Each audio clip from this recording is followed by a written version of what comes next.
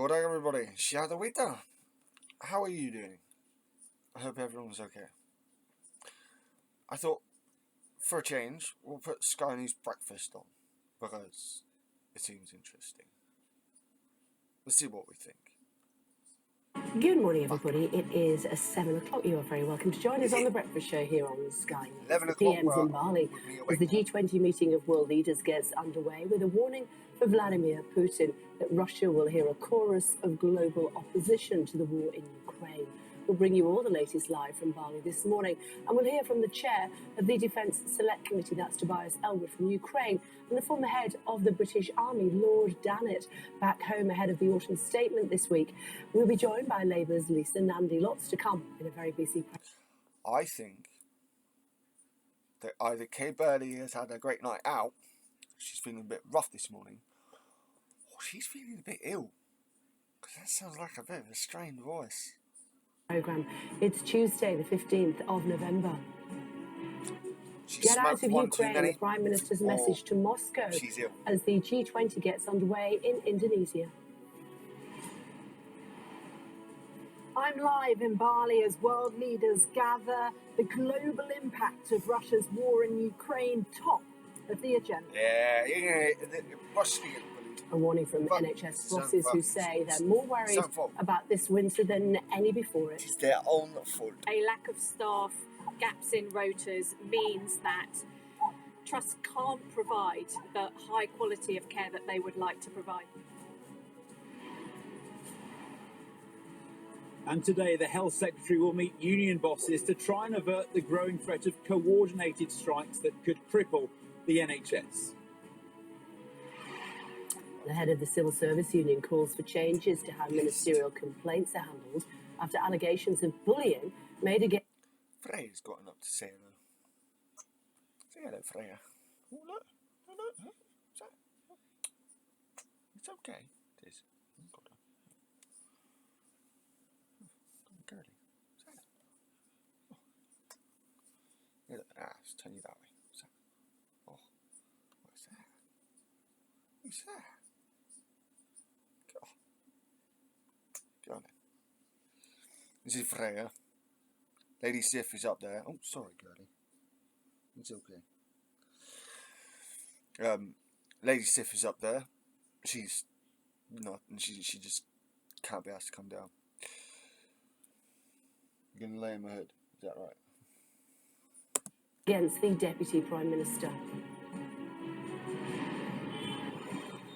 I'm live from Lagos, which is expected to become the world's largest city by the end of the century. I've watched a few videos that have said that. Like, Africa is going to be the place.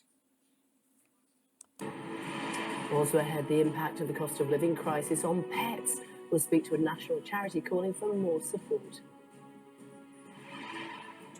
And joined by the man who built himself an arm out of Lego after years of hiding his missing limb.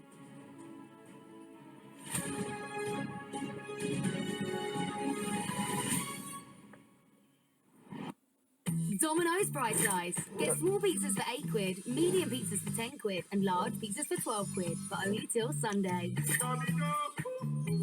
No. Oh, right. Next time that happens, I will mute it. The Prime Minister has told Russia to get out of Ukraine as the leaders of the world's biggest economies gather in Bali this morning for the G20 meeting of the world's largest economies. According to Downing Street, Rishi Sunak criticised Vladimir Putin for not joining the meeting and said Russia will never have a legitimate seat at the table. Faced with the growing cost of living crisis and ahead of the autumn statement on Thursday, the PM is expected to use the summit to call for countries to end their dependence on Russian exports. Let's get more, should we, from our Asia correspondent Cordelia Lynch, joining us live from the summit. Gets underway today, although there have already been some bilateral meetings, haven't they, Cordelia? Good morning. Good morning to you. Yes, we saw President Biden of America and President Xi Jinping of China yesterday meeting. Those two have been...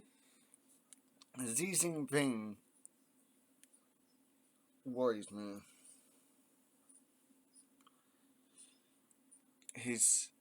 I might be socialist, but I'm not communist, and what he's doing I don't like. I don't like what Russia's doing, but I really don't like the way that China are going with it. Going through a very tense period in relations between them. But we saw both men trying to signal a conciliatory tone. They talked about both wanting to ensure that they weren't sliding towards another Cold War period. They talked about their red lines, about the desire not to go towards conflict in the Taiwan Straits, something that has been a cause of international concern recently. So that was certainly a sign of progress. It was the first face-to-face meeting since Joe Biden became president. Aside from that, though, what is looming large, central to this summit, is the war in Ukraine. Now, Vladimir Putin is not present, but he has sent his foreign minister, Sergei Lavrov, a man who's often accompanied with a bit of drama. Now, there was news yesterday that he had been rushed to hospital with a heart condition, a claim that he dismissed. Rishi Sunak, the British Prime Minister, really wanted to take this moment, his first real test on the global stage, to make clear his position on the war in Ukraine, something he referred to this morning in the opening session with world leaders where Sergei Lavrov was present, as a barbaric war. He called on Russia to end it. He talked about a global chorus Russia of ain't gonna end it. opposition, and he connected it They can't afford to to. with the economic challenges that the world is facing. I I think they mean, can't afford this, not to. of course, being a Big stuff. gathering of industrialized nations that are all staring down the barrel of an imminent recession. The key question, though, is what material progress are they going to make as a result of this? You know, Sergei Lavrov, there's always been a concern that no communique will be published. I think that is the expectation, and that's in part because Russia will not agree, of course, to condemn itself, and the world leaders have not been able to agree so far on wording when it comes to Russia's war in Ukraine. So it may be viewed by many people as a diplomatic failure, ultimately, of a kind of toothless summit, if you like, but everyone present keen to show some kind of material achievements. We will have to wait and see. But Rishi Sunak, I think, very deliberately trying to stake his claim to global politics, his positioning when it comes to Russia as well. And he'll have more of that as we go on throughout the day.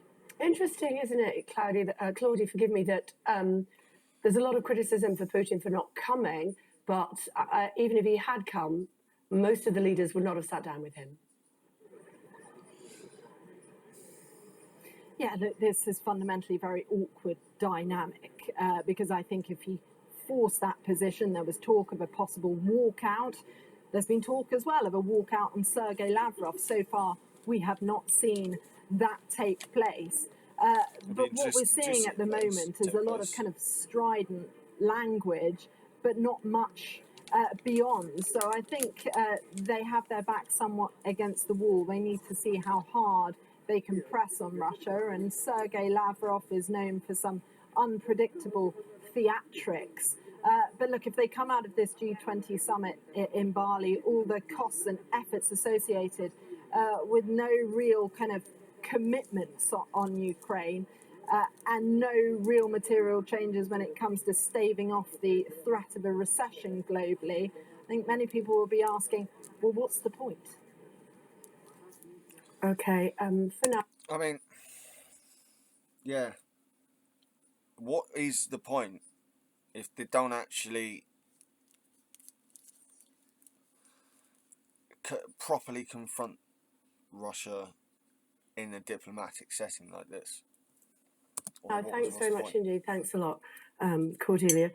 Obviously, we're going to get more information from the G20 throughout the course of the day, including an interview that we are presently carrying out with Rishi Sunak. So do stay tuned for more on that. Meantime, I want to talk to you about what's happening with the health service, and Steve Barclay will meet union bosses later on today to try to avert the looming threat of strikes in the NHS. Nurses have already voted in favour of walkouts over pay, as you know, with other NHS workers, including ambulance crews, midwives, hospital porters and cleaners, currently being balloted. Meanwhile, bosses from a number of NHS trusts say they're more worried about this coming winter than any other. Check this out. A report by NHS providers found that 87% say this winter will be worse than any before it. 86% also say they're worried about meeting demand for services over the next 12 months. And 93% say they're concerned about staff burnout. 94% are worried that not enough investment is being made in social care. The interim chief exec of the NHS providers told Sky News this will have an impact on the quality of care.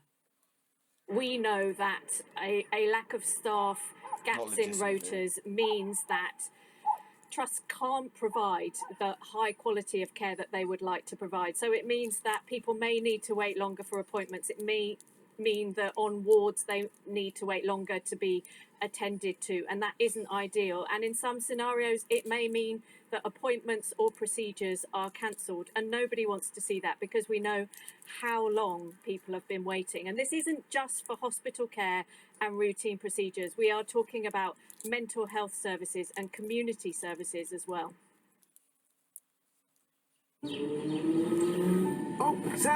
Which just does make it worse. It actually does. Let's get more on this, should we, with Ivor. Hi, Ivor. We do know that the Health Secretary is engaging with unions. What hope is there? Yeah, it's pretty bleak stuff, this, isn't it? The most pressing concern clearly for the government is this threat of strike action. That's why the Health Secretary, Steve Barclay, will be meeting union bosses here later this morning to try and avert a mass walkout. At the moment, only nurses have voted to strike, but according to the Telegraph, the 6 largest health unions have already balloted members and discussed a coordinated mass walkout to try and maximise disruption. And if that went ahead, it wouldn't just be nurses who would be striking, it'd be midwives, paramedics, ambulance technicians, hospital cleaners, hospital porters, also 999 call handlers. And if that went ahead, I think it'd be the NHS itself on life support. Strikes, however, as we've heard there, from that survey, are only one aspect of the problems the NHS faces, which has prompted this dire warning from healthcare bosses. On top of that, this winter, there's also all the usual winter pressures, but also we need to get rid of the Tories. Potential COVID resurfacing. We've got the record-long waiting list, not more viable than 7 million people waiting for any treatment. longer. There's severe staff shortages. We've got to wait living 2 prices. years. The problems are everywhere healthcare bosses look. Nearly 2 years. Before an the election. Department of Health have come back to us with a statement in We reply need to this survey, saying that they are working to boost capacity. They're working to develop a long-term plan to recruit and retain staff. Long-term plans are one thing. Clearly, the concern here, though, is the immediate term, the short term. OK, Vinay, thank you. Thanks a lot. Let's return now to what's happening in Bali and, of course, in Ukraine, as well, joined by the chair of the Defence Select Committee, Tobias Ellwood, who's in Odessa in Ukraine this morning. Hello to you, Mr. Ellwood. It's good to see you. Thanks for joining us. First of all, why are you there? Gotta admit, Freya, what are you up to, love? Girlie, what are you doing? What are you up to? What are you doing? What do? Yes. What is my girlie doing?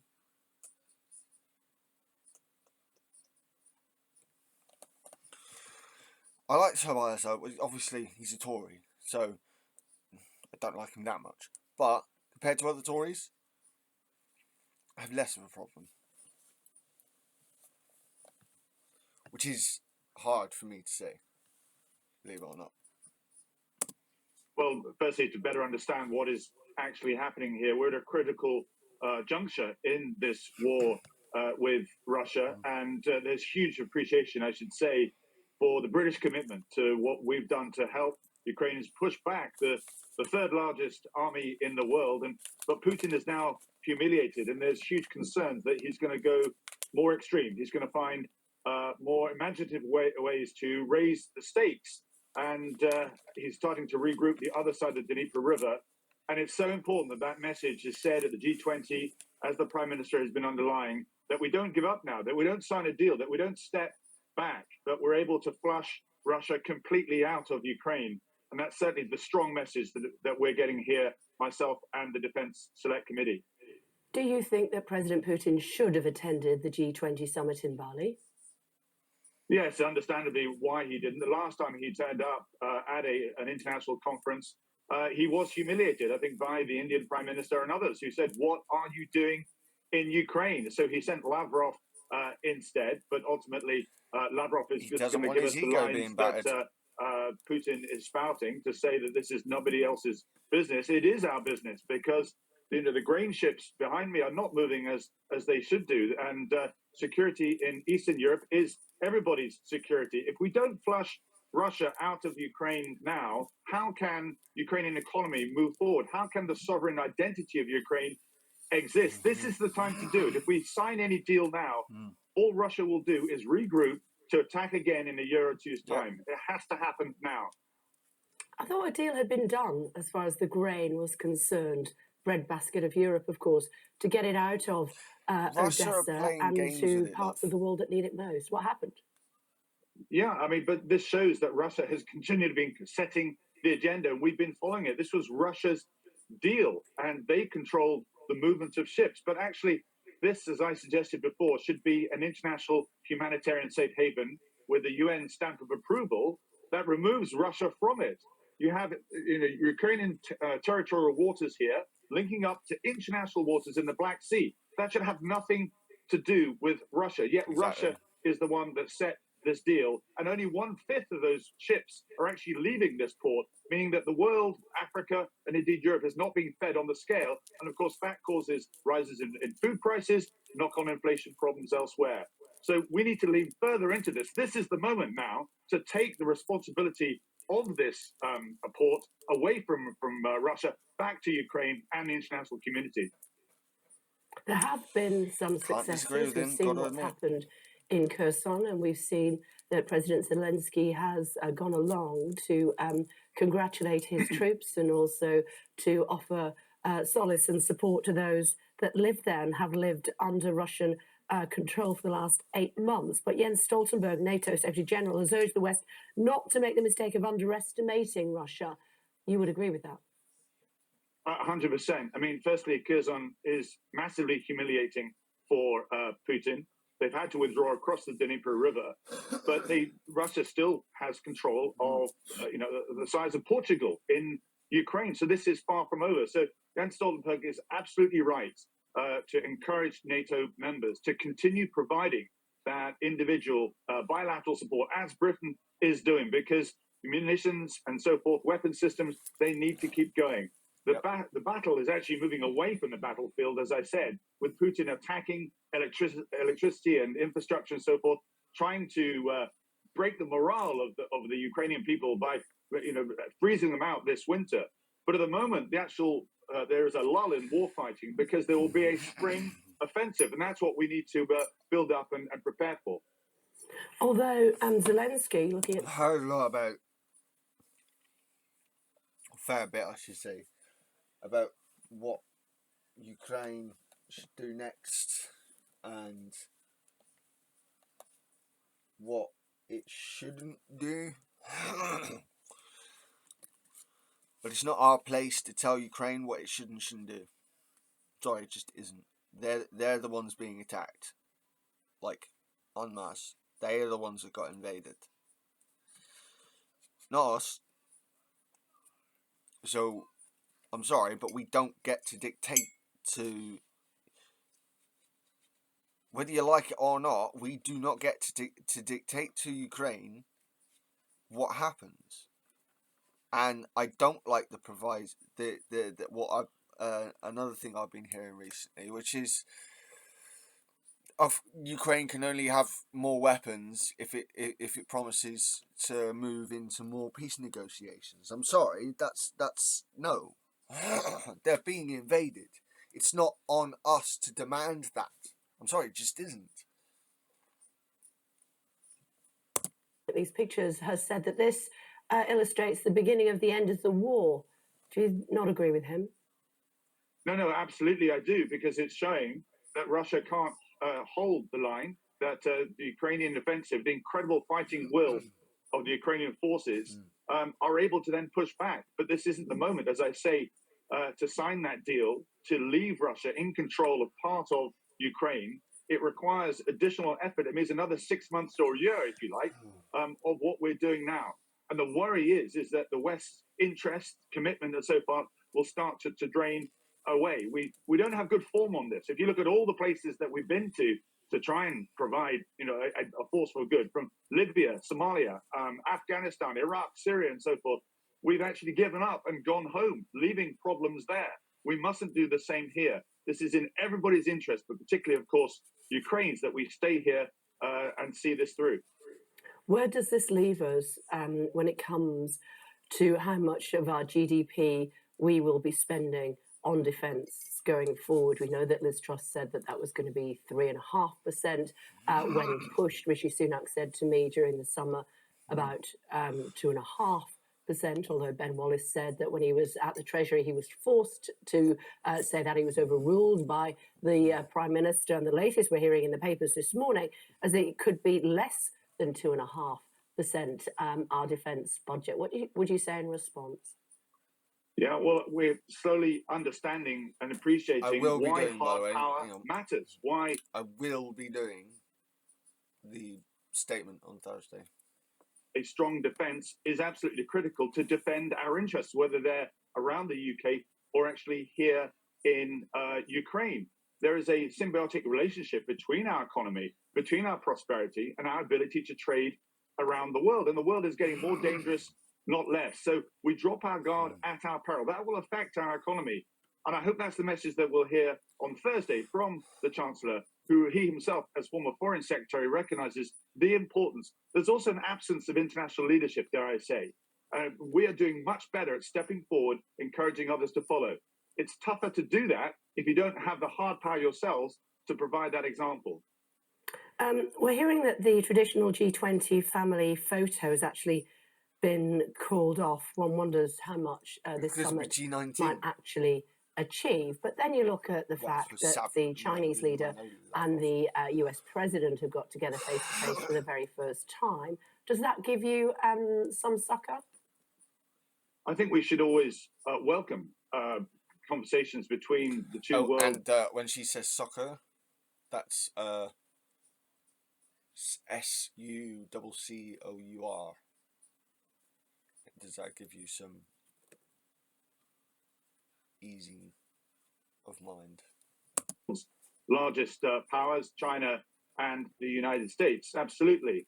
But I, for one, will not, drop my guard in being concerned about where China is going in the long term and its symbiotic relationship with Russia, despite what they say publicly. In our lifetimes, China will become stronger, larger than the United States, militarily, economically, technologically. And that's important to understand as to how we manage that, how we actually defend our international values and standards, which China is keen to exploit. So, of course, we welcome these talks, but don't, kid ourselves that China still wants to, watching carefully what's going on here, because it still wants to lay claim to Taiwan. Final thought before I let you go, on domestic politics, Liz Truss and her then Chancellor, not Rishi Sunak, of course, Kwasi Kwarteng, apparently their mini budget cost the UK economy something like £34 billion in just 6 weeks. They've both gone now. They're entitled to £18,000 and £16,000 severance pay, if you will, each. Should they take it? Well, there's other examples of ministers who have been in office for a very short time offering to give that money back to the taxpayer or indeed to charity and so forth. I think it's for those two individuals to work out what they should do. I would say, though, that it has been a very difficult summer. There's no doubt about it.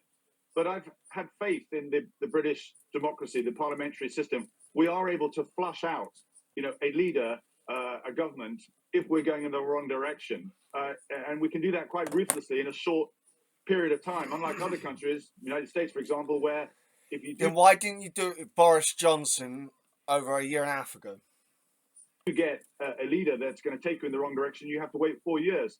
So there is a positive there, but ultimately the details you're talking about it's for the individuals, I think, to recognise and do the right thing. What would you do? Would you give the money back? Yes, I think I think there is no justification for that short period of time. I'd have the necessary conversations and make sure that you do the right thing. You've got to be able to, in politics, be able to look in the mirror and say, yes, I made the right decision. Good to talk to you as always. Safe journey back. Look forward to seeing you in the studio soon. Thank you. Thank you. So he's actually in Still to come on the Ukraine. programme for you this morning. In Odessa. Speaking to the head of the FDA union, which represents civil servants, about his letter to Rishi Sunak. He's asking for a better complaints process amid the latest bullying allegations. Domino's Price Guys. Get small pizzas for £8, medium pizzas for £10. Again, more of this bullshit. More of this fucking shite. Major supermarkets are asking the government to expand eligibility for free school meals. We'll hear from restaurant owner and cookery writer Henry Dimbleby. Oh, wait.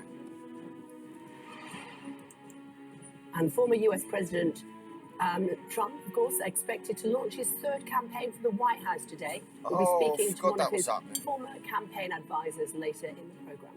Having his row with Ron, what did he call him? Ron DeSanctimonious or something? Ron DeSantis? I should just say thanks for all your emails and notes yesterday about my cold. It is a lot better. It's that one of those irritating coughs right at the end, you know, when you can't get rid of it. But thank you for all your notes. I really appreciate it. In the last few minutes, the ONS has released their latest monthly unemployment figures. What are they looking like? Let's find out. Gurpreet is standing by for us. Hi, good morning. Tell us more. Good morning. Yeah, there's a lot to look at in this report, but I think the key takeaway is that the economic downturn is starting to have a real impact on the jobs market. The headline rate of inflation stayed close to a record low, ticked up slightly to 3.6%. But what's really interesting is that the level of vacancies in the economy, which is a pretty good indicator of the demand for workers in the economy, fell by 46,000. Now, it wasn't very long ago that we were talking about a red-hot jobs market as we emerged from lockdown. Businesses were really struggling to recruit, asking where have all the workers gone. Things are changing now. Businesses possibly taking a look at their costs, making a judgment on the economic outlook and deciding that now is not the time to be putting out job adverts. And that scarcity for workers that businesses... Oh, so the loss of job vacancies is literally jobs taking them down. They literally can't afford to take on more staff.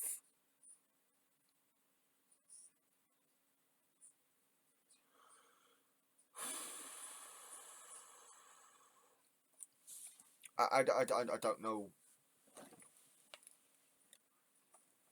I don't know what to say.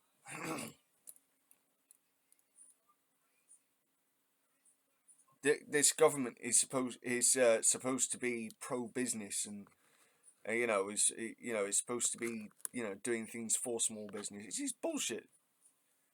This government doesn't care at all. Is once experienced isn't going to be a problem anymore because the Bank of England last week warned that we're heading for a very prolonged 2-year recession, and as part of that, the unemployment rate will close to double by 2025. So a pretty bleak outlook, but there is a slither of good news in there, depending on what perspective you take, of course, because one thing that the bank has been worried about with a tight labour market is that it could put pressure on wages, fueling inflation further in the economy. At the moment, there are no signs of that. Although wages did tick up more than expected, real wages, that's when you take inflation into account, fell by 2.6% over the period. So good news for the bank, possibly, but not so for workers who are already seeing the pound in their pocket being eroded by inflation, something Jeremy Hunt referenced just now in a statement in reference to the labour market figures. Okay, for now, thank you. That's just ridiculous. Looking at some of today's other stories for you making the news this morning, the price of some popular branded foods have as much as doubled over the last 2 years, according to research from Which magazine. The war in Ukraine and the rebound from COVID lockdown are said to be the main reasons. Heinz tomato ketchup, can you believe it, saw the biggest average percentage increase, up by Bloody more hell. than 50%. The average cost of Tomato sauce. Twinings everyday tea bags has increased by 17% compared to Tea bags. 2020. Fucking And hell. even basic items like Hovis wholemeal bread is up 43%, now costing nearly £2 a loaf. Head to skynews.com to see the full list of £2 79 a loaf. items across 6 major supermarkets. China signalled that its zero COVID policy could be relaxed, with reports mass testing could be scrapped. Instead, the country is looking to implement a new system where only the vulnerable are tested. George Eustace, who was sacked by Liz Truss, says she rushed the trade deal with Australia and New Zealand. Mr. Eustace said the deal was not good for the UK and blamed her for the negotiations. Boom! Dizzy Lizzy is fucking useless. What a shock! Although I'm pretty sure Maximilian Robespierre did do something on this as well. Pretty sure he put something up. But I wonder at the timing. To paraphrase Phil Morehouse.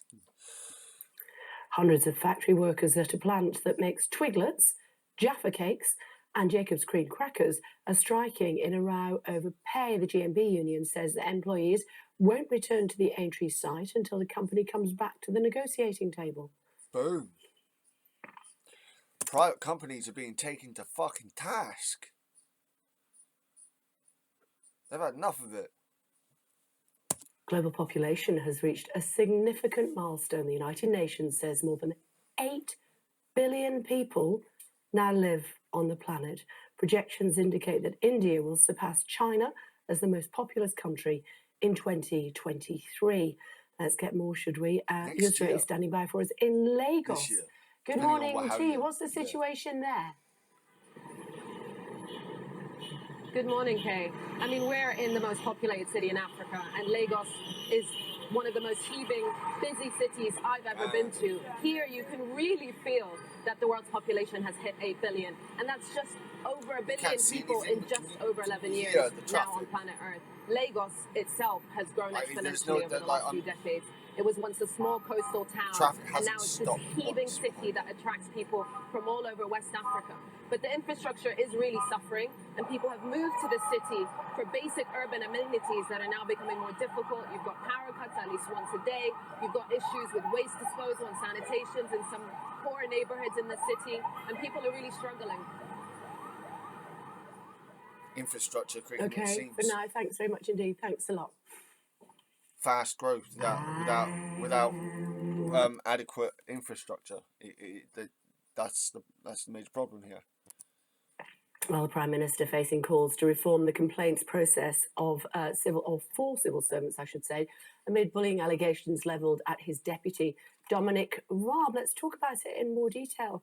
My guest with me here in the studio is the General Secretary of the FDA Union, and that's Dave Penman. Hi, Dave. It's good morning. to see you. Thanks for joining us. What have you heard?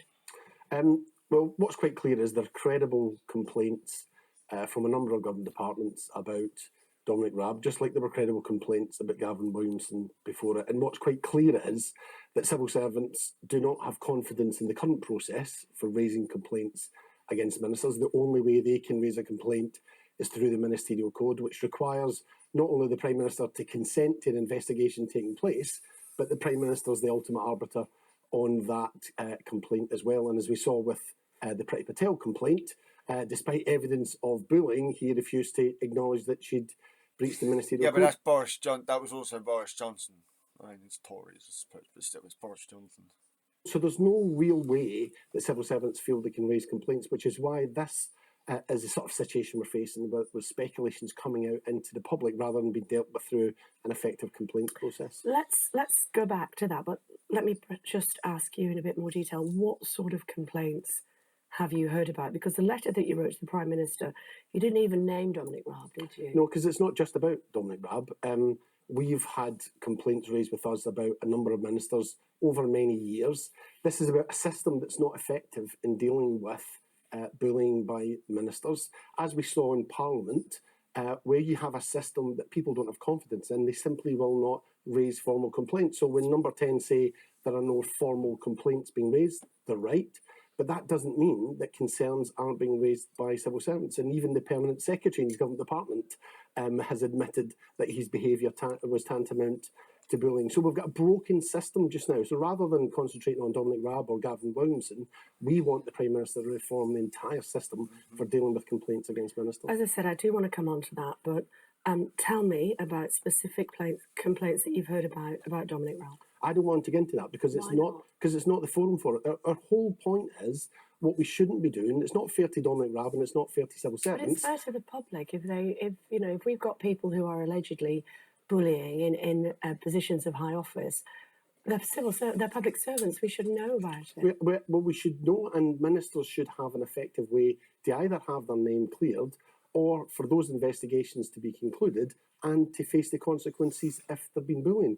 What we don't think is appropriate is that accusations are bandied about in the media, that's the only way that essentially civil servants can raise these now because the internal process isn't working. No, I understand that, and that's why I'm pushing you on it, if I may, please, Mr Penman, because the Prime Minister disagrees with you. He says that there is no evidence that there's been bullying. No, he doesn't. He says there's no formal complaints, and that's the point. People have no confidence in raising Okay, so it seems that there is a specific difference between evidence of bullying and actual complaints. And I can see that. People not wanting to put complaints forward, but still, piling up evidence. A formal complaint. A formal complaint would require the Prime Minister to consent to investigation, and there isn't even anyone just now who could conduct that investigation. Since June, we haven't had an independent advisor on the Minister's interests. The Cabinet Secretary's... Oh my God.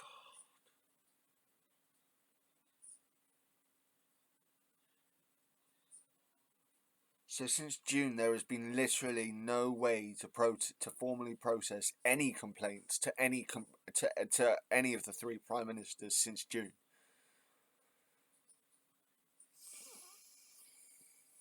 He's made clear civil servants can't... Does that make sense to anyone? That, we've got three Prime Ministers now that since June have not had any way to receive formal complaints about their ministers. That's just fucking stupid. Investigate ministers, so there isn't even... That's that is another level of incompetence altogether. That's ridiculous. Investigate a complaint, whether that was about Dominic Raab or whether that was a new complaint about another minister. This is not a system that's fit for purpose. So why don't your members make a formal complaint? Well, we saw what happened when they raised a formal complaint. When complaints were raised about Priti Patel, the Prime Minister sat on that report for 6 months. And then... Different Prime Minister, of course. It is a different Prime Minister. And then, despite the evidence that she had bullied civil servants, the Prime Minister refused to accept that, refused to say that she'd... Well, this Prime Minister hasn't done that, and he has acted quickly. Once there was a formal complaint about Gavin Williamson, he acted quickly, and he's not there. That's all good and well, but he still hasn't done so. So we're in a situation where the only way that a complaint can be raised about Gavin Williamson or Dominic Raab is if the Prime Minister agrees. The Prime Minister at this point in time could conduct and initiate an investigation into Dominic Raab to clear his name. He isn't doing so. Instead of that, we have this endless speculation about ministers and civil servants. I thought there was an investigation happening. This is not one happening anymore. Have no confidence in the current process. It shouldn't be up to the whim of a Prime Minister about whether to support his political allies on whether an investigation is conducted into bullying and harassment. You're not suggesting, though, that this Prime Minister, if he heard a formal complaint about bullying, would say, no, he's my mate, so I'm not listening. I don't know, but that's been the experience in the past. That's not a yes or a no, but I don't know. But as you said, it's been the experience in the past. So...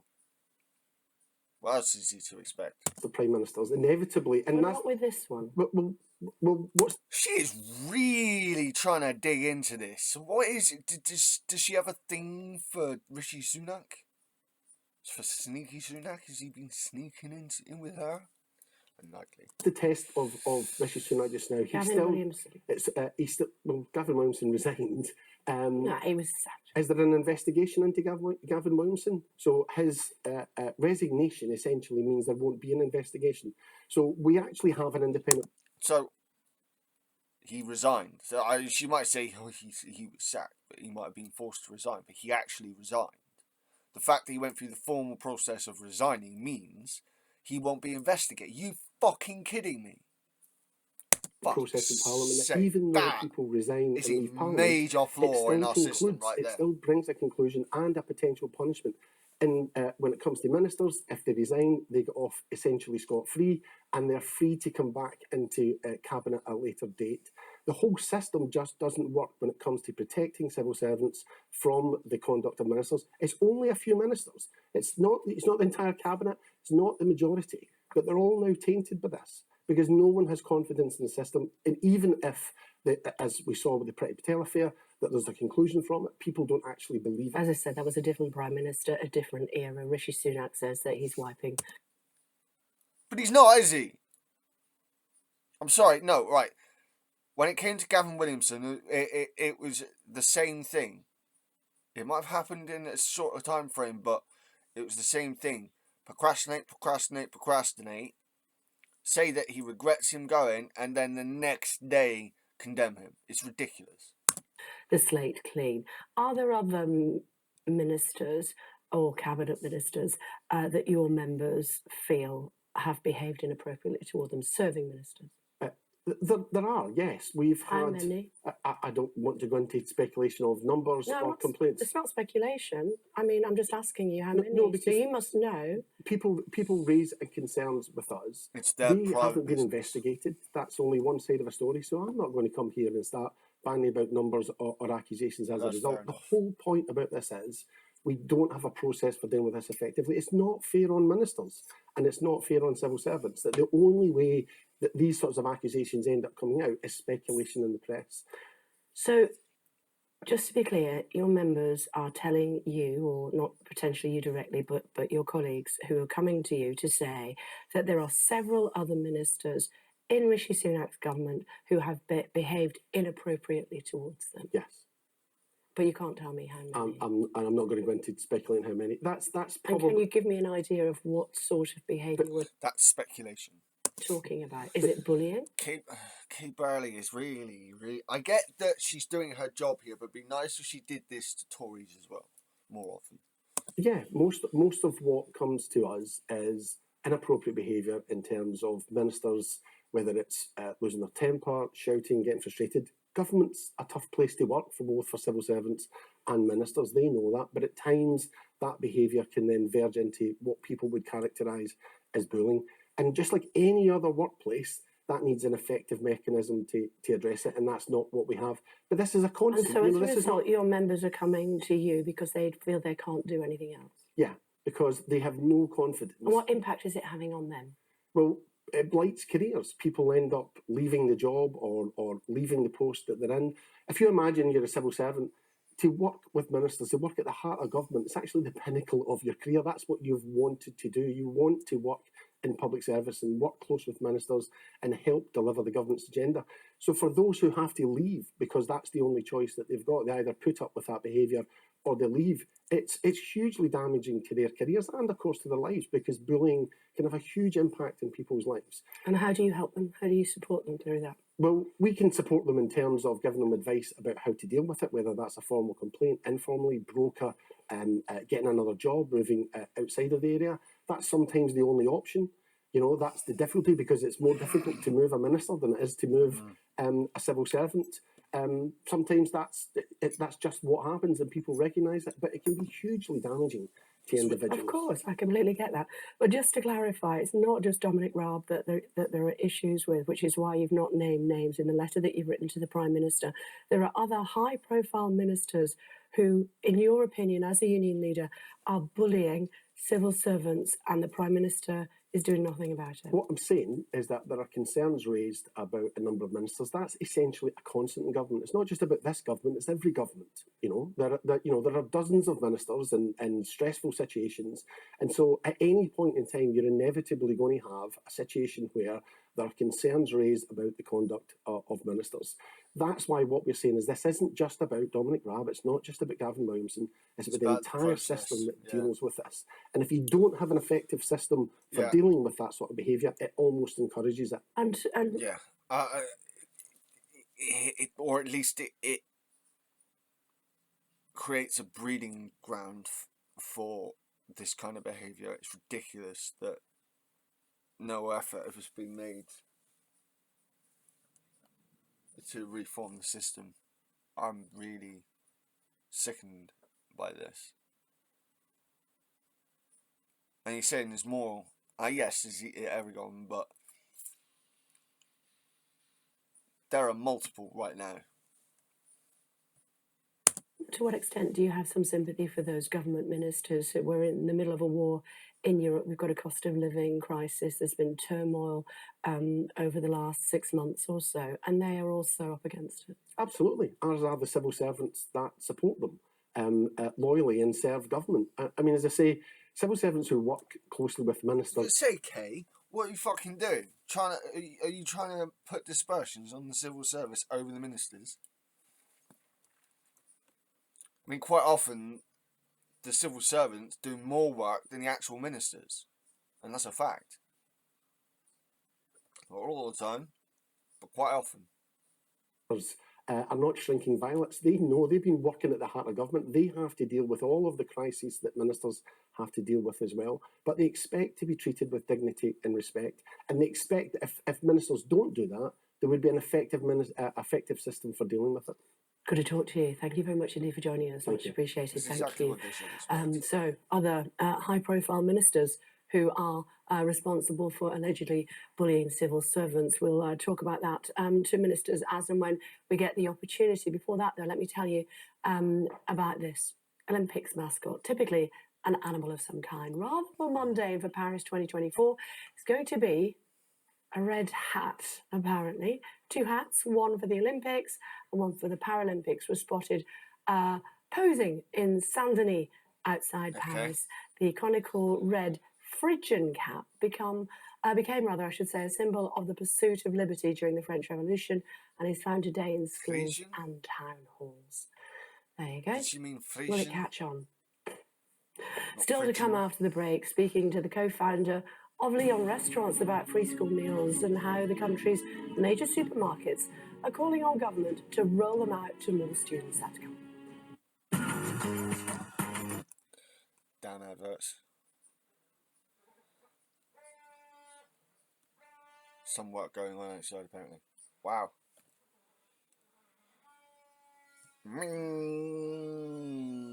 Proper going for it, shit. Hello again, everybody. You're very welcome to join us here on The Breakfast Show Tuesday morning. As you can see, Tamara is here. Lots to talk about today, Tamara. Good morning to, obviously, we've seen that Rishi Sunak is in Bali for the G20, although there won't be any photo call, apparently, at the end. He has been meeting with the Saudi leader. He has. He's met with Mohammed bin Salman just now. He interestingly had fist bump him. He didn't, because as he told us in the debate, he's not a fist bump kind of guy. He has also been in a closed plenary session of the meeting yesterday, in which he criticised Russia's barbaric invasion of Ukraine. And in fact, Downing Street put out a picture of Rishi Sunak looking very angry at that meeting. So he has, as he promised, called out Russia's invasion. And of course, Russia's presence at that G20 summit makes it awkward for everybody else to have a photo together. So this is Rishi Sunak's first moment on the world stage, trying to bond with other democracies. And as he's put out his aims for the conference to try and rally support, against the Russian invasion. All sorts of problems when he comes back home. Of course, he's got his autumn statement with his new Chancellor on Thursday. But these allegations by Civil Servants Union, which won't go away, and we know Dominic Raab, Deputy Prime Minister, under the spotlight. Was he the Justice Secretary now? Or maybe he's both, I forget. But it seems to change quite often, doesn't it? But the Dave Penman telling us just a few moments ago that several senior cabinet ministers responsible for alleged bullying. Yes, I wonder if that interview that we just heard just now is going to be the start of something much bigger. Rishi Sunak promised to lead a government of integrity. He had to say goodbye to Gavin Williamson after only... This is why I kept challenging. I kept feeling uncomfortable every time she tried to defend this Prime Minister. It's like, this Prime Minister's different. Is he, though? Is he? A couple of weeks as minister without portfolio because of allegations about his behaviour, which Gavin Williamson says he's going to fight to clear his name over. We've now heard a drip of allegations against Dominic Raab, who's currently the Justice Secretary and also back as Deputy Prime Minister. And alleged bullying of civil servants. It has been reported last night that the Cabinet Secretary, Simon Case, the most senior civil servant, was aware of these allegations, although it's claimed by Dominic Raab's side that there were no specific complaints ever put forward. But if Dominic Raab is now embroiled in claims about bullying, which he denies so far, and plenty of MPs have rallied to his defence, is Rishi Sunak going to be under fire again if any of these burst out into the open? Because as Dave Penman of the Civil Service Union was saying, because civil servants lack faith in the process for raising complaints internally within their departments, often they come out later in the media. So it could be that once you get one claim out in the open, several more people come forward. This is definitely a headache for Rishi Sunak. And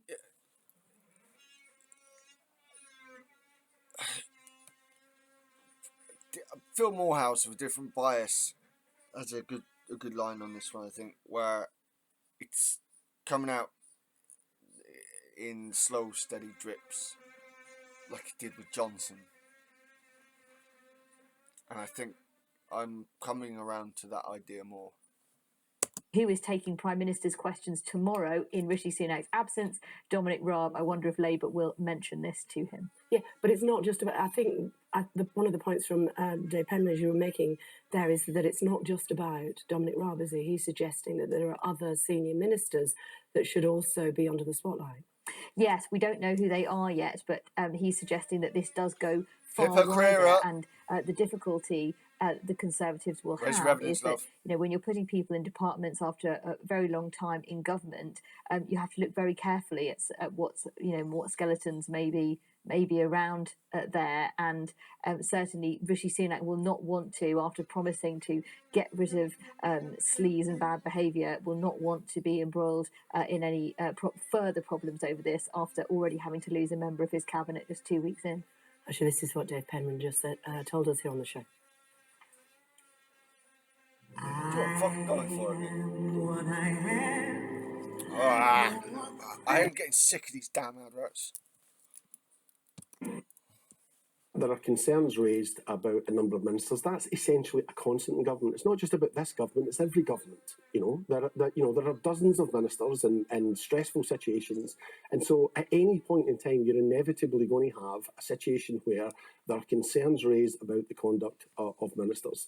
That's why what we're saying is this isn't just about Dominic Raab. It's not just about Gavin Williamson. It's about the entire system that deals with this. And if you don't have an effective system for dealing with that sort of behaviour, it almost encourages it. And that affects...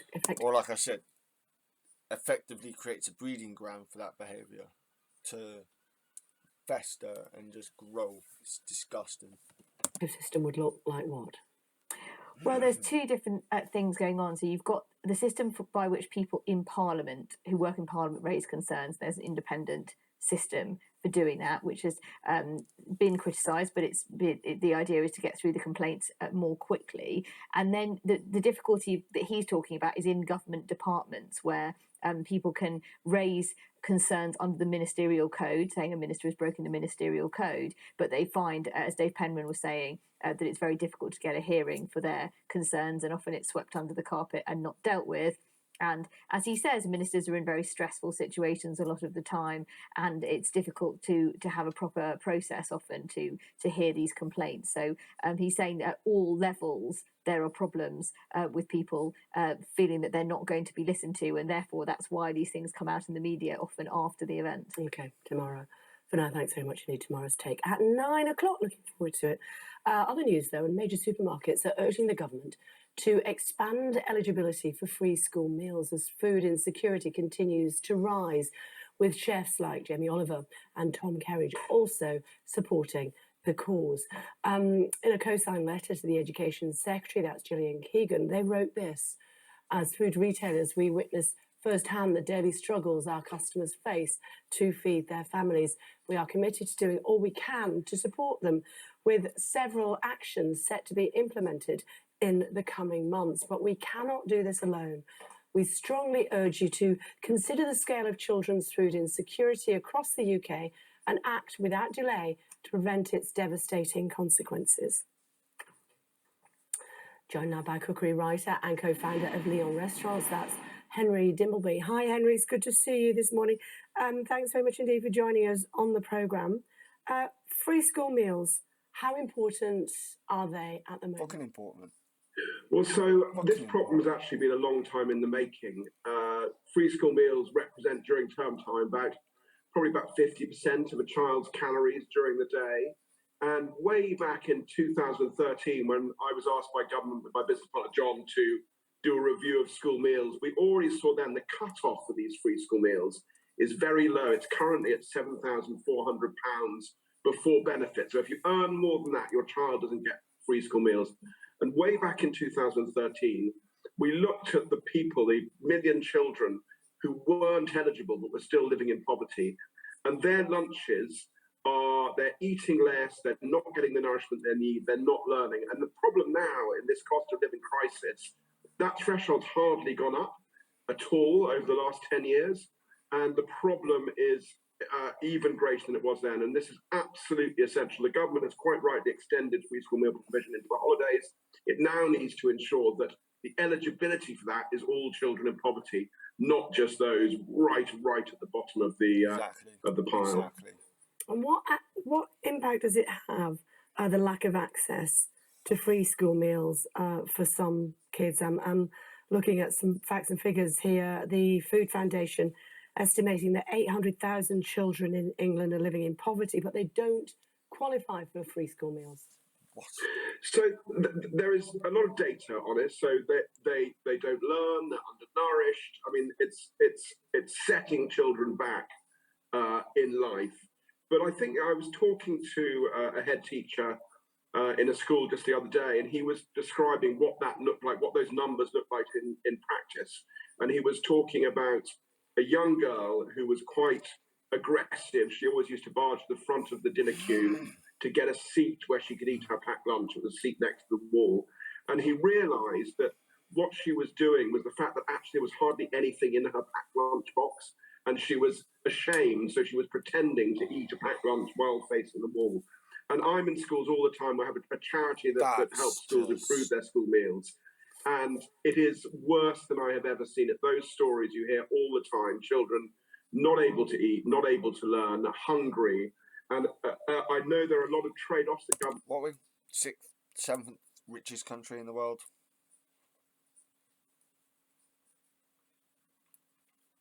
Oh, the state can't do everything. No, but the state can do this. Have to make at the moment in terms of spending, but surely supporting the diets of our most vulnerable children has to be at the top of the list.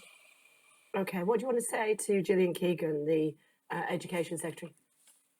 Well, what I'd like to say is, first of all, this has always been a problem that has been dealt with, thrown around government. So get together with the Secretary of State for work and pensions, get together with the Prime Minister and work out what your strategy is for these poorest children in society. And then secondly, look at the data and you will realise that part of that strategy has to come from your department expanding the eligibility for free school meals. It's 10 years out of date and it is the best thing that you could do for those children as we go into this winter that, as we all know, is going to be pretty grim. Good to talk to you. Thanks very much indeed for joining us. Thank you. Thank you. Expecting a big announcement, huge, from Donald Trump today. The former US president expected to say whether or not he'll run for the White House again in 2024. But as the results of last week's midterm elections continue to trickle in, one of the former president's key backers, Carrie Lake, has lost her race in the key swing seat of Arizona, according to US media projections in the last few hours. Our correspondent Martha Kellner has the latest. Interesting. Very interesting. Ooh.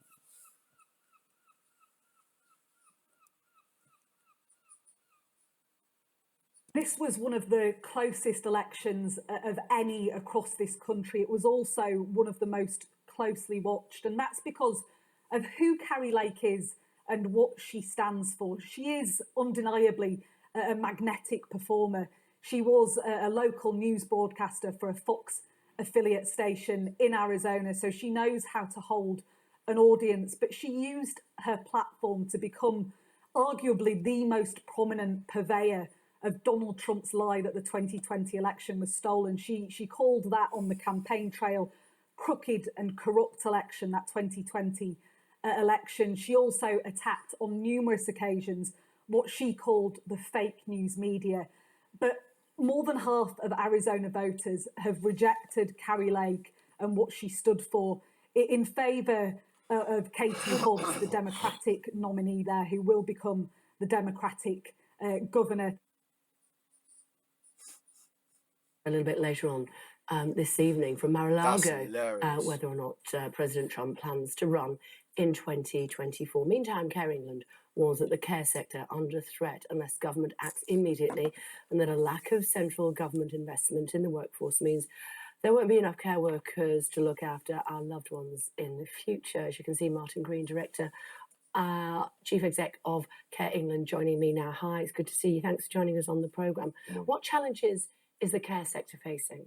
We have a serious funding shortage, and we also have a serious workforce shortage. So Skills for Care data showed that there were 154,000 vacancies in social care, and that was up 52% on their previous data. So I think you'll see that not only have we got this funding crisis, but we've also now got a workforce crisis, and that's going to mean that people are not going to get services, and that's going to put huge pressure on families and local services, particularly local authorities. Why is that?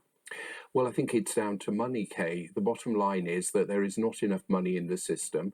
Our colleagues do the most amazing work and they have a very skilled job to do, but they're not paid appropriately. We don't have a workforce strategy in social care where there is a workforce strategy in the NHS, and we're constantly competing with the NHS, but we're not given either the money or indeed a workforce strategy so that people can know they can have careers in social care. Increasing the basic wage, which is what is one of the ideas that's been floated as part of the autumn statement, how would that help? Because that's suggesting that those wages would increase by 10%. Yeah, I think we should remember that this is a very complicated job, and I think we need to put the people who work in social care on a different footing. So it's not about just increasing the wage, which is pretty inadequate at the moment, by 10%. It's also about saying we need to have a proper career structure, and people need to know they have careers in social care. There might be an entry level, but they know that they can quickly rise up the ladder and get a lot more money and also a lot more training and development.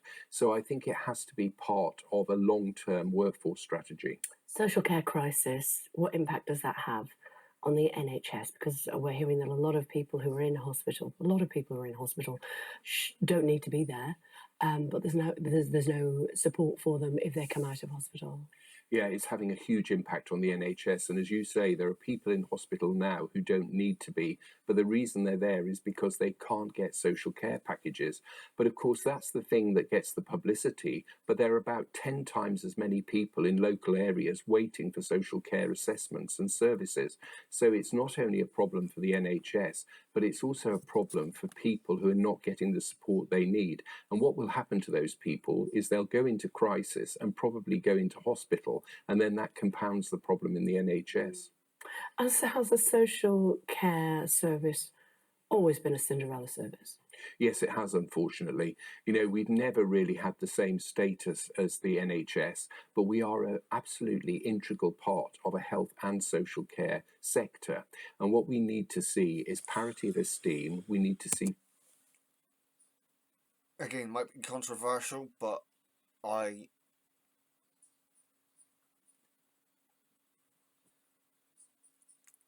believe that we should bring the social care sector into either partnership or, in sync with the NHS, because this is not good enough. Pay and conditions aligned, and we need to see social care respected, particularly because it does a very complex role, and the same people who are in the NHS are the same people who are in social care. And do you envisage potentially industrial action, as we're seeing increasingly in the health service, in the social care service? I don't think we'll see industrial action, but what we will see is care staff walking and getting other jobs because there's higher pay and they're less difficult jobs. So in effect, what we'll see is a reduction in the amount of services available. So it won't be quite as stark as industrial action, but the impact will be enormous. Okay, it's good to talk to you. Thank you so much for taking the time to join us in the studio this morning. Thank you. Coming up in the next hour of the programme, we were hearing from the Civil Servants Union leader in the last hour, and he has basically been telling us that there is a significant problem with senior ministers allegedly bullying their staff. He wouldn't go into any names or pack drill, but he did say it was something that the Prime Minister, when he comes back from the G20 in Bali, really does need to get his head around. I pressed him on his specific examples of what might have happened, and he talked about shouting and bullying by senior ministers. We'll talk about that with Labour in just a few moments' time. Lisa Nandy will be with us here on the programme. I find it... That's the end of it, by the way.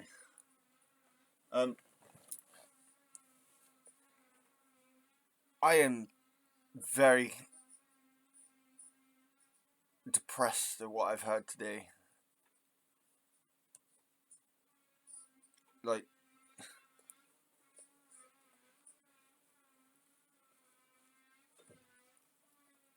there's some leeway for shadow there, where